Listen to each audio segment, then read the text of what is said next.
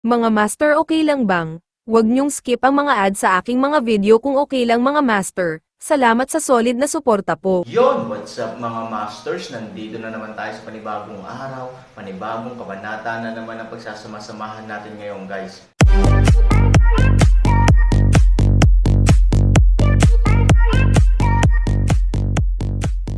Bali mga masters, kung bago ka pa lang po sa aking YouTube channel, please click the subscribe button, lalong-lalo na po yung notification bell guys, para maging connected pa rin tayo sa isa't isa at maging updated kayo sa mga susunod ko pang video. Bali mga masters, bago natin umpisahan ng kwento ay mag-shoutout po muna tayo para sa mga solid nating tagapakinig. Shoutout kay Arian Madla. Shoutout kay Jorel Hodires. Yun na nga mga masters, no? Bali hindi na ito patagalin. In 3, 2, 1, let's go! Nanalo ka, ito ba ang pinaka-idealized na resulta? Pero ano, pwede bang maging malakas ang tribo ng langgam? Sa tingin ko ay hindi. Malaking kawalan ba sa atin ang mawalan tayo ng higit sa 1,000,000 tao? Huwag mong sabihing maaari silang mabuhay muli, ngunit hindi sila maaaring mabuhay muli. Mas marami pa tayong tao. Panipi, ano ang nangyari sa mga langgam noong panahong iyon? Mga kaaway natin. Kaya mo bang mabuhay sa lupain ng mga demonyo? Hindi ko akalain na makakaligtas ang mga kalaban natin. Look at Yetian City. They are prosperous enough and rich enough. Alam din natin na gusto nilang maging Panginoon ng sarili nilang bansa, pero, so what?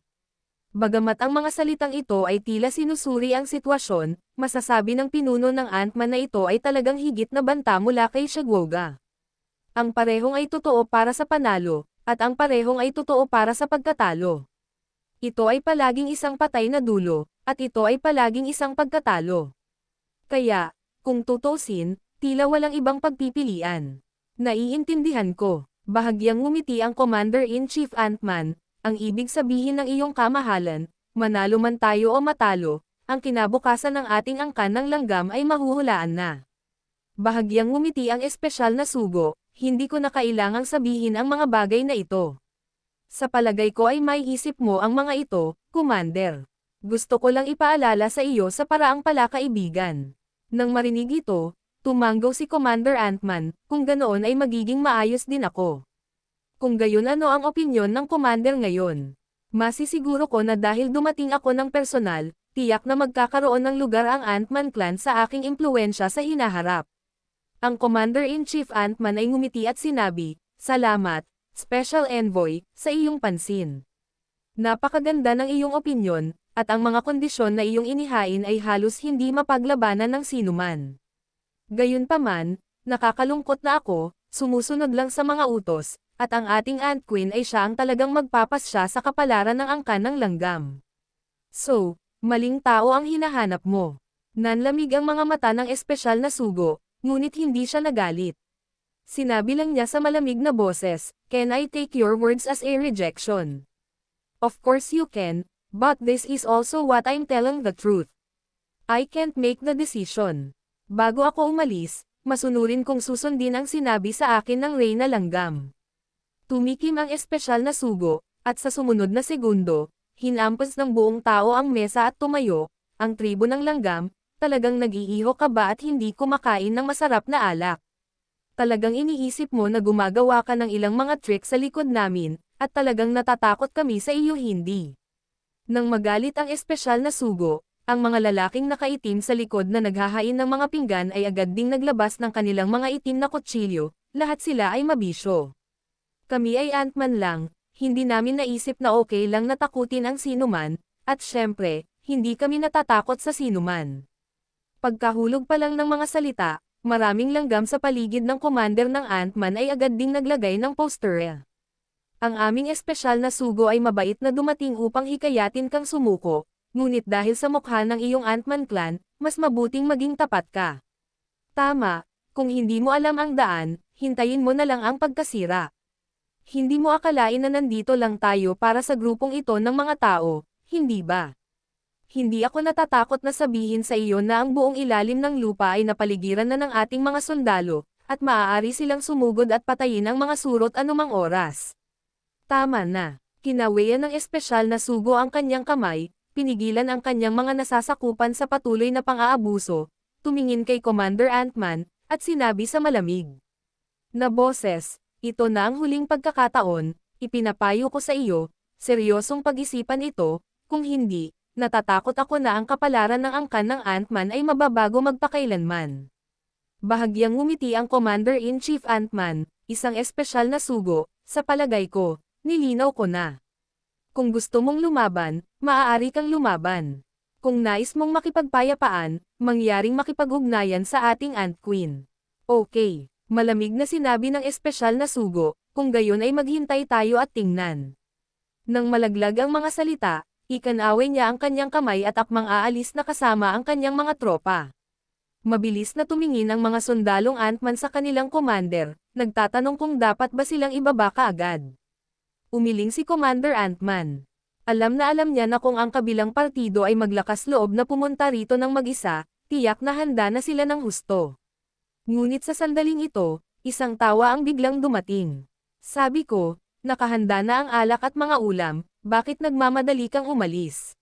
Sa sandaling bumagsak ang mga salita, ang mga figure ni Han Sanchen at Pei Yuan ay direktang lumitaw sa harap ng lahat. Ang espesyal na sugo ay halatang nabigla, at halatang hindi inaasahan na biglang lilito dito si Han Sanchen. Bago siya magkaroon ng anumang reaksyon, ginalaw ni Han Sanchen ang kanyang mga kamay, at ang nakabalot na alak at mga pinggan ay lumipad sa mesa sa susunod na segundo. Noong una, kasunod ng mga pag-uusap sa pagitan ng espesyal na sugo at ng commander ng Ant-Man, ang grupo ng mga lalaking nakaitim na naging isang mesa ay nagplanong bawiin ang kanilang orihinal na anyo, ngunit nang sila ay naging sariling katawan, sila ay pinigilan ng hininga ni Han Sanchen. Maaari lamang silang magpatuloy na magsilbi bilang mga mesa, at hindi nila maaaring labanan kung gusto nila.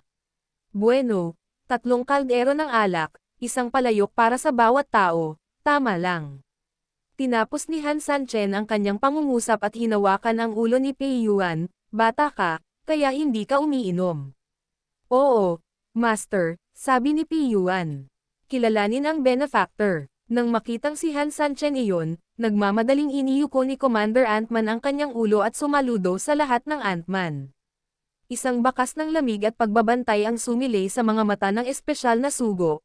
Han Sanchen, bakit ka pumunta rito? Alam mo bang darating ako? Kung nagkataon lang na pumunta rito si Han Sanchen para salubungin siya, hindi magiging saysay ang 3 pitchel ng alak. Sa makatuwid, mayroon lamang isang resulta para sa bagay na ito. Ibig sabihin, alam ni Han Sanchen na pupunta siya rito. Bahagyang ngumiti si Han Sanchen, bakit ka ba kinakabahan? Sa tingin ko, kung ang espesyal na sugo ay nangahas na lumapit ng personal, dapat ay lubos siyang nakatitiyak at nakahanda ng husto. Kung ganoon nga ang kaso, bakit matatakot? Bahagyang kumunot ang mukha ng espesyal na sugo, ngunit totoo ito.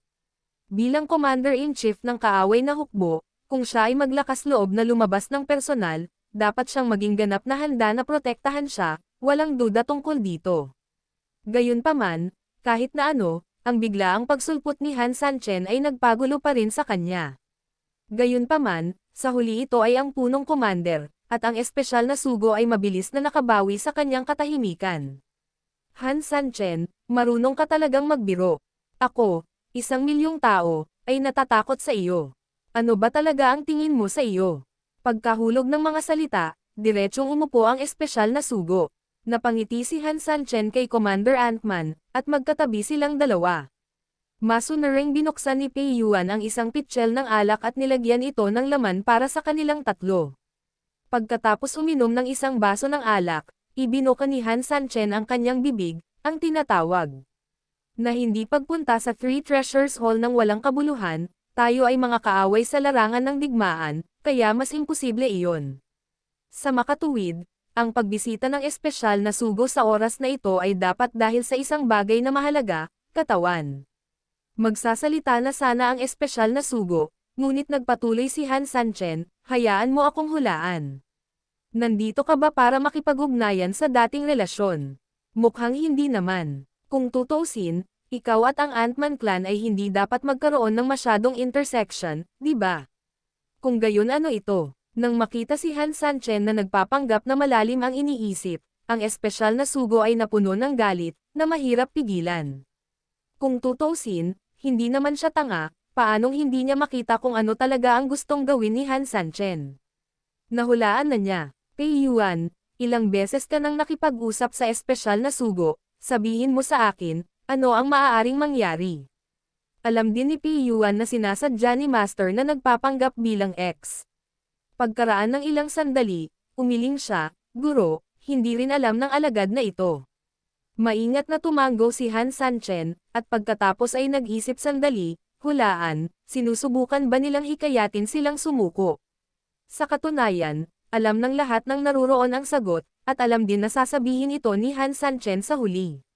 Ngunit ito ay ang operasyon ni Han Sanchen, na talagang medyo walang kinalaman sa mga gawain ng tao, at nakatuon lamang sa kaisipan ng mga tao. Master, may posibilidad. Ang espiritu ni Pei Yuan ay lubos na nakipagtulungan. Hindi naman masyadong mabilis o mabagal ang bilis, nagkataon lang na nakikita ng mga tao na parang nag-iinarte sila, pero parang wala.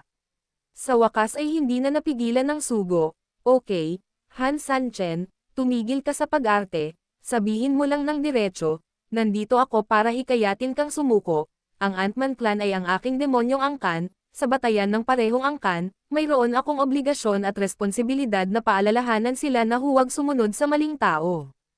Of course, it would be the best if you, Han Sanchen, are here.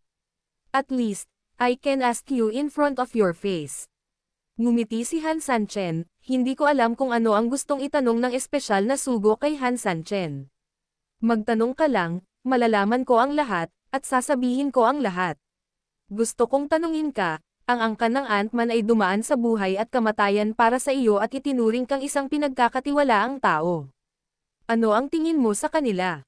Tools, o cannon fodder? Nang matapos magsalita ang sugo ay may pagngisi sa kanyang mga mata. Obviously, naisip niya na tama na siya. Mas alam mo kaysa kanino pa na manalo ka man o matalo sa laban na ito ay magiging isang sakuna para sa Ant-Man clan. Tama, nanalo ka, pwede kang tumakas, or even worse pumunta sa lupain ng mga demonyo natin. Anyway, taga Central Plains ka rin, tapik mo, at lumayo ka, paano sila?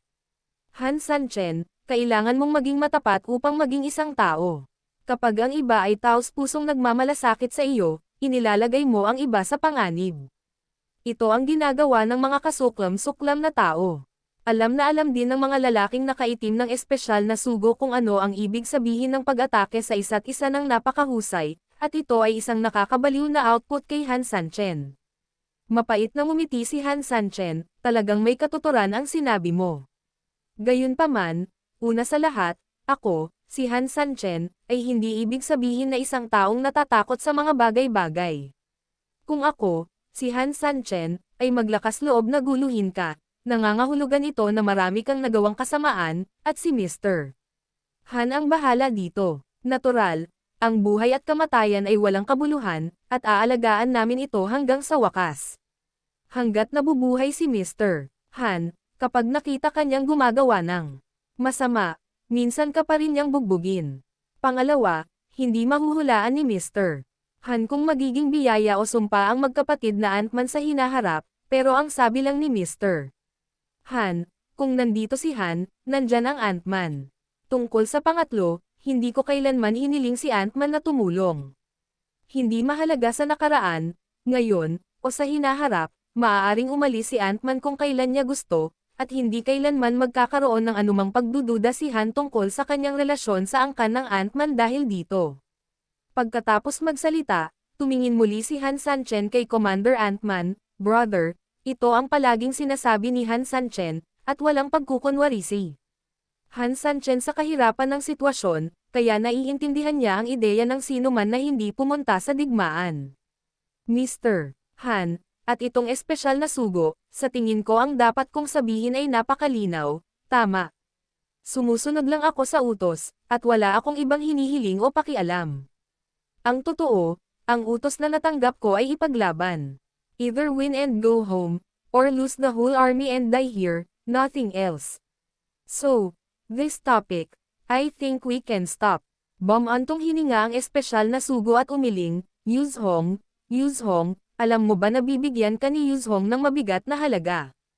Napangiti ang Commander-in-Chief Ant-Man, gusto ng hari na mamatay ang ministro, at kailangang mamatay ang ministro.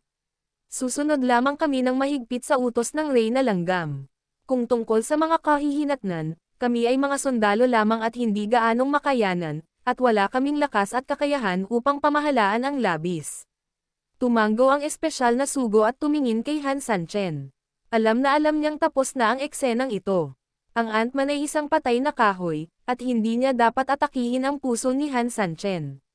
Mukhang hindi ko na maiinom itong alak. Bumangon siya, at pagkatapos ay nakipagkamao kay Han Sanchen at Commander Ant-Man bilang hindi nasisiyahan, kung gayon ay aalis muna ako, gusto mo bang pigilan ito? Hindi kumikibo si Commander Ant-Man, ngunit nanatiling nakayuko si Han Sanchen at nag-ingay, na parang may iniisip. Alam mo ba, kung gusto kitang patayin, kahit anong paghahanda ang ginawa mo, natatakot ako na hindi ka na makaalis dito ng ligtas at maayos.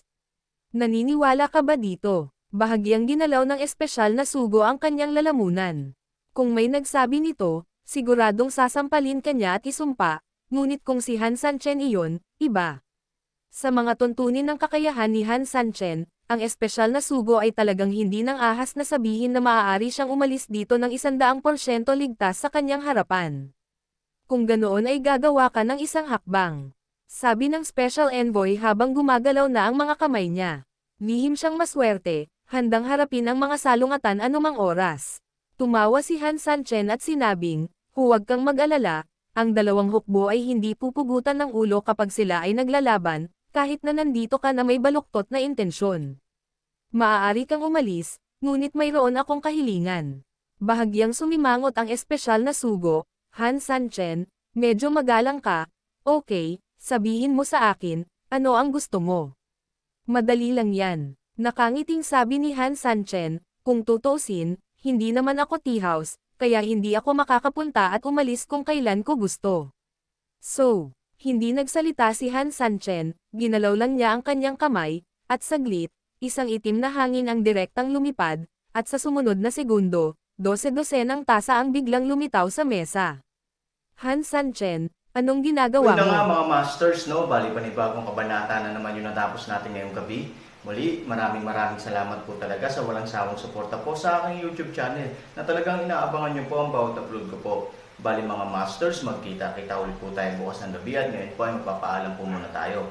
Bali mga masters, bye-bye!